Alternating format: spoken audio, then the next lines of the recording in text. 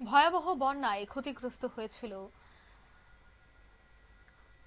বেশ কিছু জায়গা। বিশেষ করে দেখা গেছে যে ধীরে ধীরে কিন্তু এবার ছন্দে ফিরছে জলদাপাড়া জাতীয় উদ্যান। ফের পর্যটকদের জন্য খুলে দেওয়া হলো জলদাপাড়া। ভয়াবহ বন্যার পর পর্যটকদের জন্য বন্ধ হয়ে গিয়েছিল এই জলদাপাড়া, তবে এবার ধীরে ধীরে কিন্তু পর্যটকরা ফিরে আসছেন। সবথেকে বেশি এই বন্যায় ক্ষতিগ্রস্ত হয়েছিল উত্তরবঙ্গ। আর উত্তরবঙ্গের ক্ষতিগ্রস্ত হওয়ার ফলে বেশ কিছু জায়গায় দেখা গেছে এতটাই জল জমে গেছে যে সেখানে পর্যটকদের জন্য আসা যাওয়ার ক্ষেত্রে নিষেধাজ্ঞা জারি করা হয়েছিল। তবে অবশেষে বিখ্যাত জাতীয় উদ্যান জলদাপাড়া কিন্তু আবারও খুলে দেওয়া হয়েছে পর্যটকদের জন্য। কি বলছেন পর্যটকরা এবার জলদাপাড়ায় ঘুরতে এসে, শোনাবো। আমরা আজকে চিলাপাতায় সাফারি করলাম। মেন যেটা হচ্ছে, এটা 5-6 দিন বন্ধ থাকার পর আজকে খুলেছে।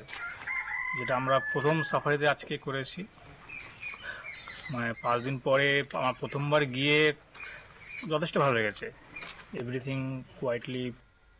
আপনারা শুনলেন যে 5 থেকে 7 দিন বন্ধ থাকার পর আবারও কিন্তু শুরু হয়ে গেছে সাফারি, এবং বর্তমানে মনোরম আবহাওয়ার সাথে অনেকটাই কিন্তু জন্মনে রয়েছে সেখানকার পর্যটকরা। বিস্তারিত জানবো, টেলিফোন লাইনে এই মুহূর্তে যুক্ত হয়ে গেছে উত্তরবঙ্গ থেকে প্রতিনিধি টুপাই হুর। টুপাইদা, বহুদিন যাবৎ জাতীয় উদ্যান বন্ধ ছিল শুধুমাত্র বন্যায় ক্ষতিগ্রস্ত হওয়ার ফলে, কিন্তু এবার জনজীবন স্বাভাবিক হচ্ছে, সেখানে মানুষজন ঘুরতে যাচ্ছে। কি আপডেট পাচ্ছ?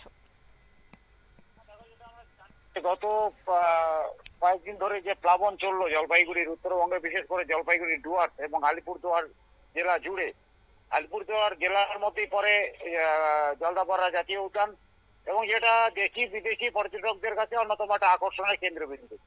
এবং বহুদিন আগে থেকে, 6 মাস 1 বছর আগে থেকে সেখানে বুকিং থাকে জঙ্গল সাফারি করার জন্য, এলিফ্যান্ট রাইডিং করার জন্য। হঠাৎ করে বন্যা এসে যাওয়ায় এবং তার যোগাযোগ যে সেতু সেটা ভেসে যাওয়ায় একদিকে যেরকম পর্যটকরা আটকে পড়েছিল তাদেরকে যুদ্ধকালীন তৎপরতায় সেখান থেকে উদ্ধার করা হয়েছে। পরবর্তীতে এখন যখন স্বাভাবিক অবস্থা ফিরে এসেছে, আকাশ পরিষ্কার হয়ে গিয়েছে এবং সেখানে বিকল্প পথের ব্যবস্থা করা হয়েছে, তার পাশাপাশি কিন্তু পর্যটকদের যাদের বুকিং করা ছিল, আগাম বুকিং যাদের ছিল, তাদেরকে জঙ্গলে প্রবেশের অনুমতি দেওয়া হয়েছে এবং বন দপ্তর তাদেরকে পর্যাপ্ত পরিমাণ নিরাপত্তার সাথে জঙ্গল ভ্রমণ করাচ্ছে এবং বন্যপ্রাণ যারা সেখানে বন্যপ্রাণী রয়েছে তাদের দর্শন তারা পাচ্ছেন পর্যটকরা।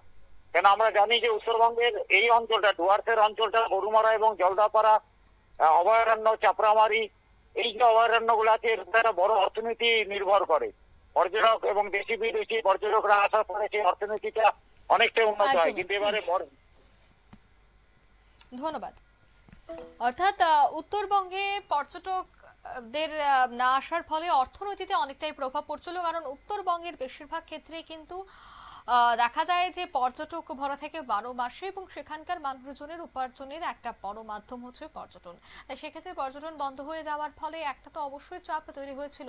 তবে এবার আবারও কিন্তু স্বাভাবিক হচ্ছে জনজীবন, এবং সেখানে পর্যটকদের সংখ্যাও এখন ধীরে ধীরে বাড়তে শুরু করেছে। নিয়ে নিচ্ছি ছোট্ট একটি বিজ্ঞাপন বিরতি, সঙ্গে থাকুন।